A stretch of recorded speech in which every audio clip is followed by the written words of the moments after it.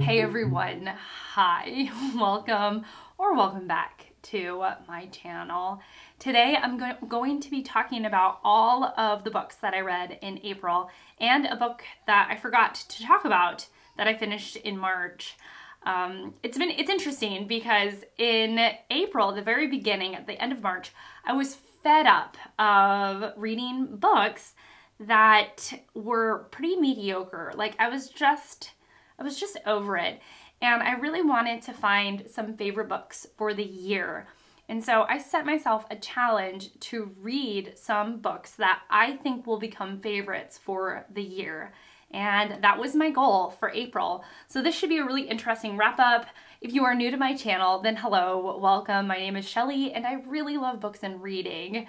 If you are liking the vibe, I would encourage you to subscribe, stick around, and without any further rambling on, let's go ahead and get into the meat of this video. I think I'm going to go worst to first. However, my reading month was fantastic.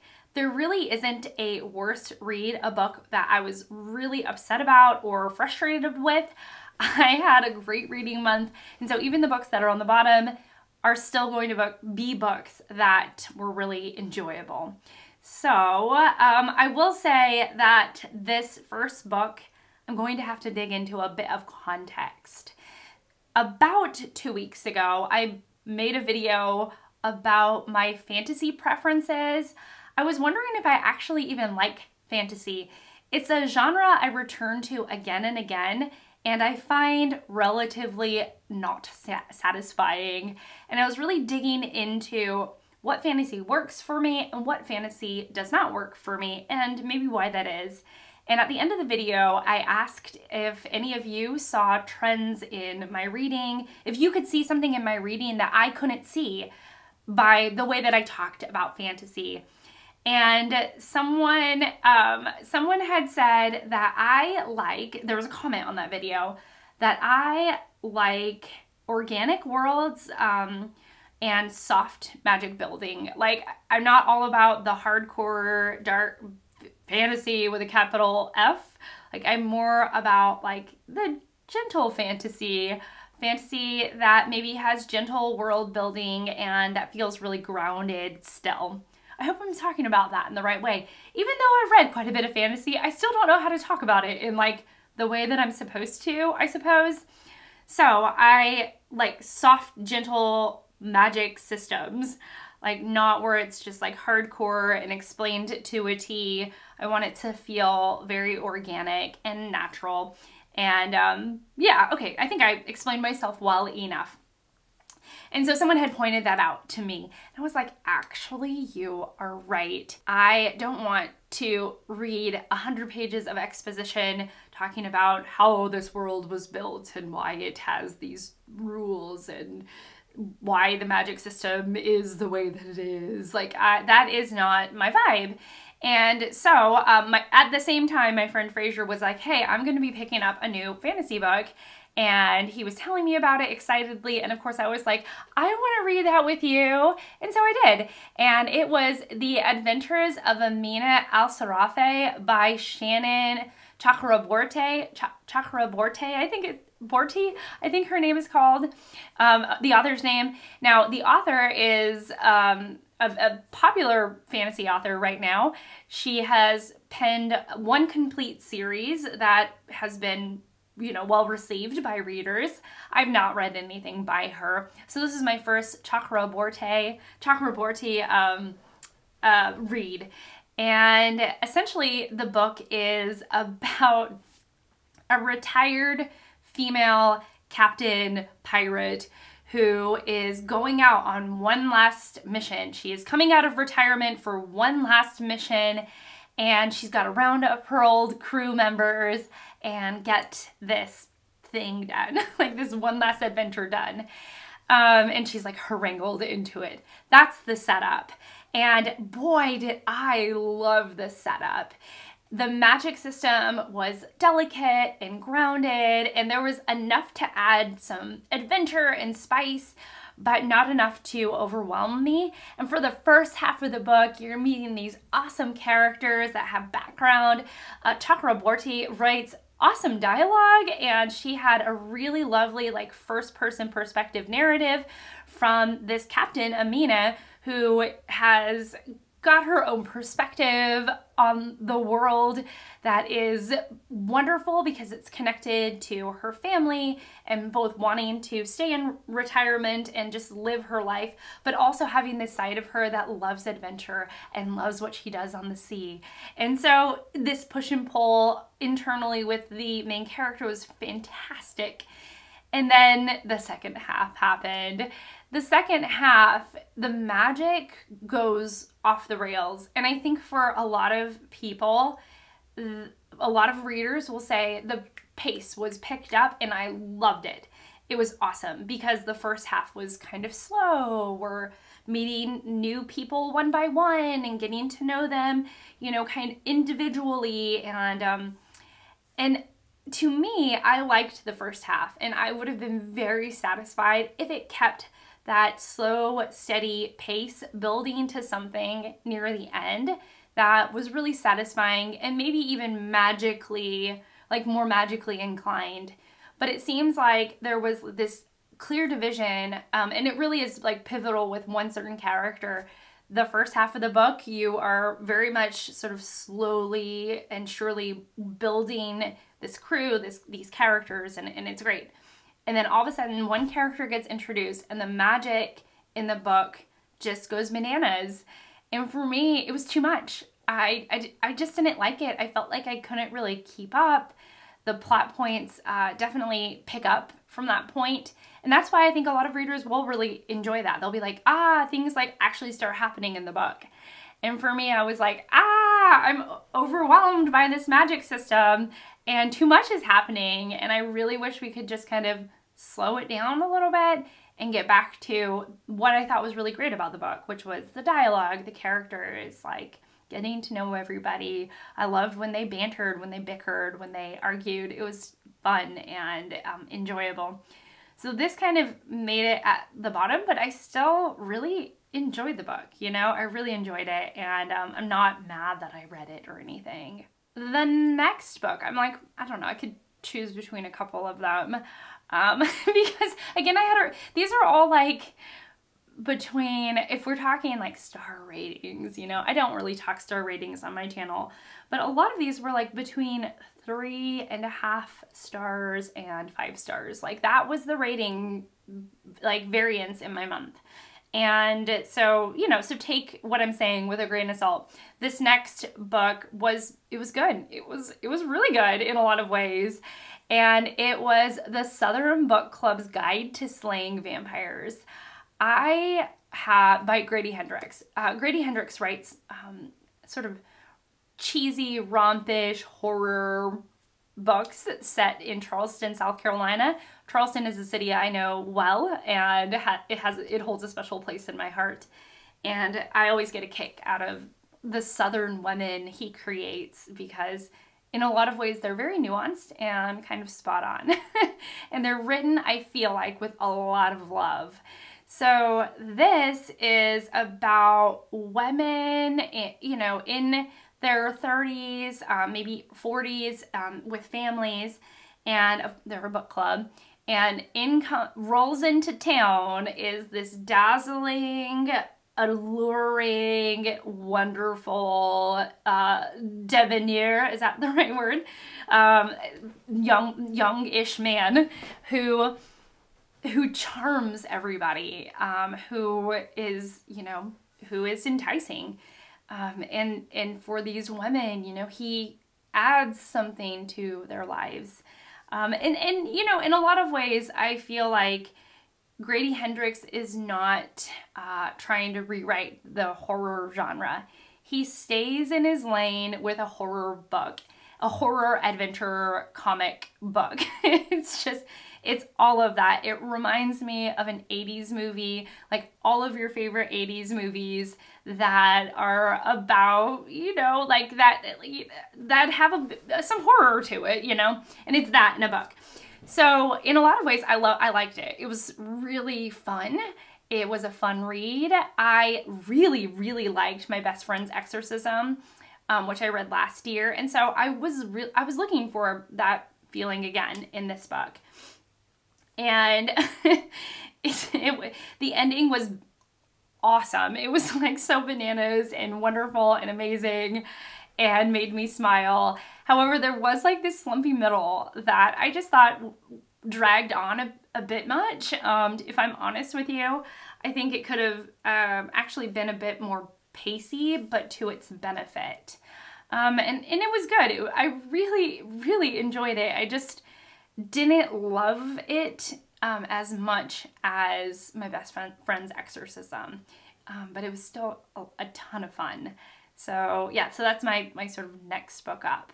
The next book after that I know already, and it is At Last. This is the book that I read in March that I forgot to talk about. And it's by Edward St. Auburn, and it's the Patrick Melrose series. This is the 5th book in a series. You could read it as a standalone. It's not that these books really kind of track a plot line, but it does track someone's life. So in the first book, we meet Patrick Melrose when he's young, and it's pretty much a day in his life. And then the next book, it's like we fast forward like 18 years or something like that, and it's another glimpse into his life. And often it's a day in the life of Patrick Melrose, who is a wealthy, like upper class young man or man in a little boy. He comes from a wealth and effed up parents, like really messed up parents, and a really odd, backbiting, icky social circle. And he struggles like as a person in this world, coming from these parents and having dysfunctional relationships with his parents, and the way that it bleeds out into his life and the consequences of not dealing with some of this stuff in his life. And so this was the final book in that series, and it did a great job making it feel like a cohesive ending to the Patrick Melrose saga. It was another day in his life. It all takes place over one day. It was incredibly short and snappy. And we check in with Patrick once again. And the writing is beautifully consistent throughout all 5 books, and it's beautifully done. And so it was nice to put a close on that series. However, I will say that I read it and completely forgot about it. like the series itself stands out in my mind, and I'm really glad I read the whole series. And that's kind of how I ought to look at it. It's like better than the sum of its parts. But since that is one of the parts, and I read it kind of quite a bit after then when I read the 4th book, it just was like, oh, okay, so that's how this story ends. And I'm so glad that it feels like it's part of the series and the voice is consistent and all of that. But in a lot of ways, it didn't surprise or do anything that delighted me or really did anything that made it stand out in a way that the other installments had. It just was like, here is the end of the series. And I feel like, you know, it's just when you look at a whole series like this, it's very easy to pick out which ones I like the most, which ones I thought were the strongest, so on and so forth. And it was strong, just, again, sort of a piece in a larger picture, if that makes any sense.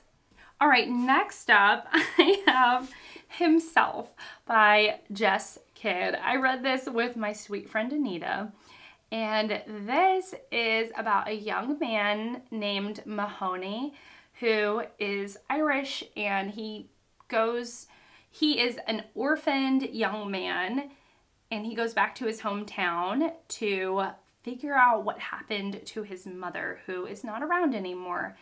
And it is it's at the heart of it, it's a mystery novel. I believe this is her first book, Jess Kidd's debut work.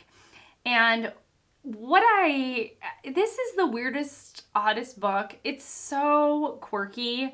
It's so quirky. It is cheek by jowl, funny, quirky, and morbid. Like, it's just within the same sentence, she can just turn things around. It's like, it was delightful, and then all of a sudden this like super dark thing happened. It's very much magical, realistic in its own fine way, and you really have to be okay with that element because it's a huge element in this book, and it's a weird one. It's so odd. So what I liked about it was some of her language is beautiful. She definitely has a grasp on language that is her own, and that definitely feels like it has a certain stylistic je ne sais quoi to it. And I actually really liked some of the characters.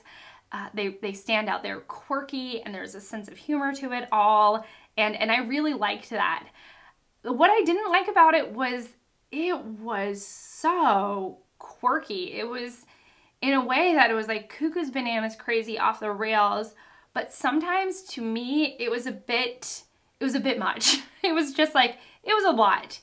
It's like it's like, I don't know, like a certain flavor of music that is only good for a little while, and then you're kind of like, okay, I just need a break from all this, like from this music. I'm just gonna turn this music off, and I will revisit it when I'm in that mood, you know? And that's definitely this book and her writing. I'm like, I liked it. I would not say no to another Just Kid book, but it's gonna have to be when I am in a very specific mood.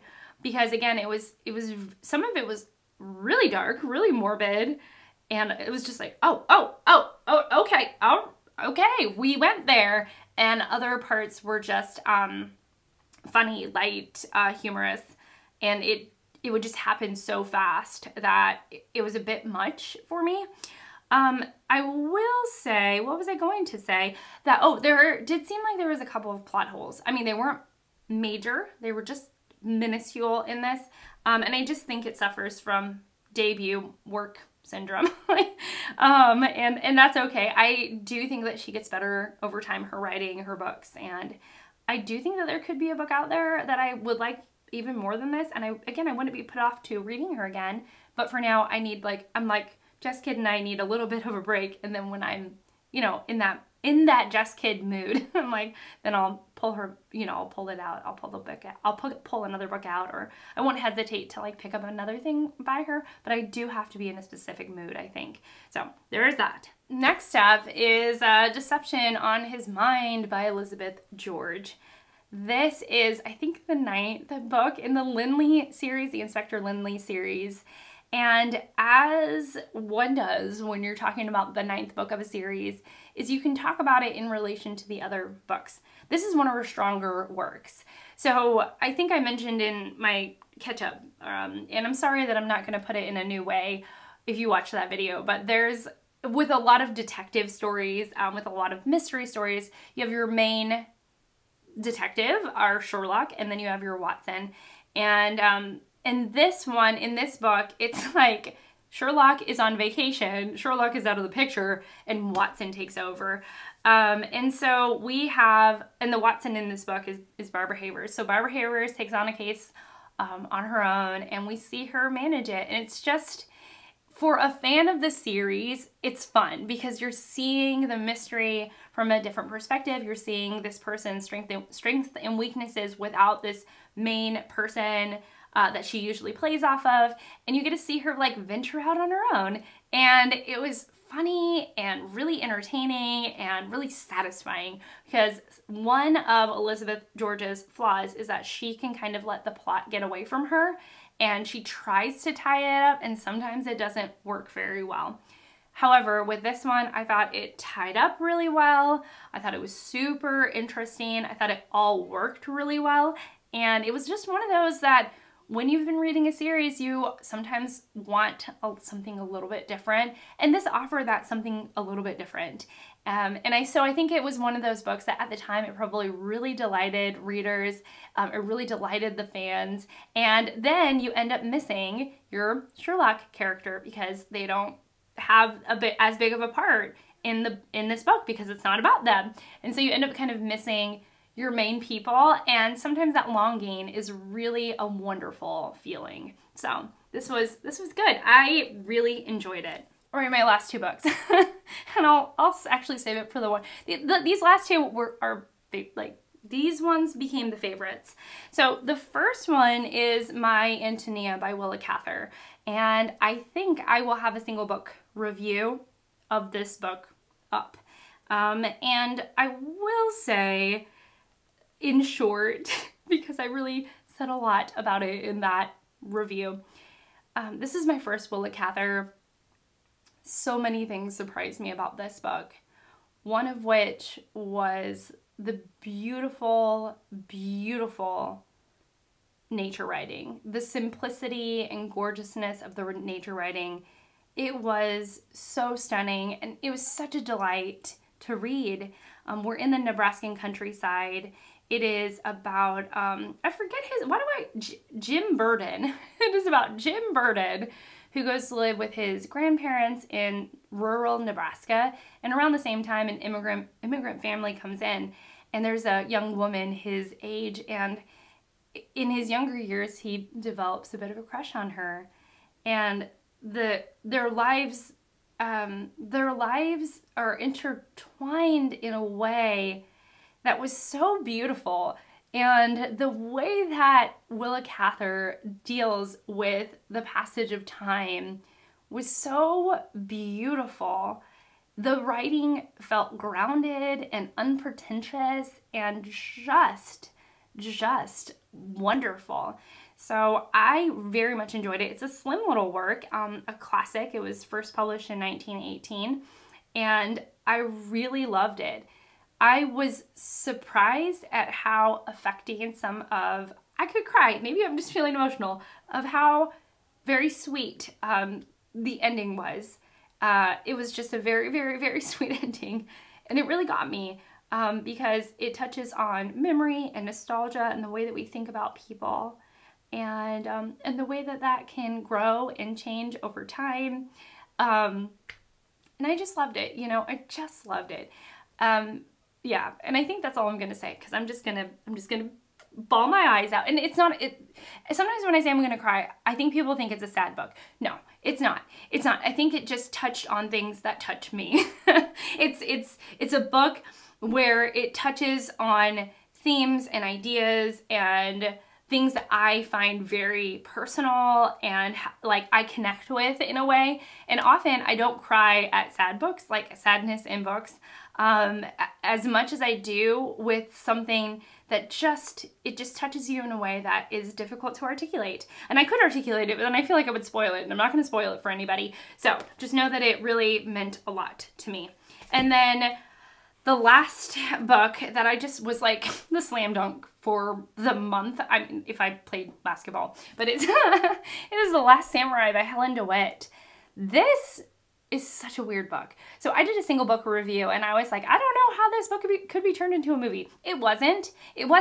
Very unfortunately, Hollywood made a movie called The Last Samurai starring Tom Cruise that had literally nothing to do with Helen DeWitt's The Last Samurai.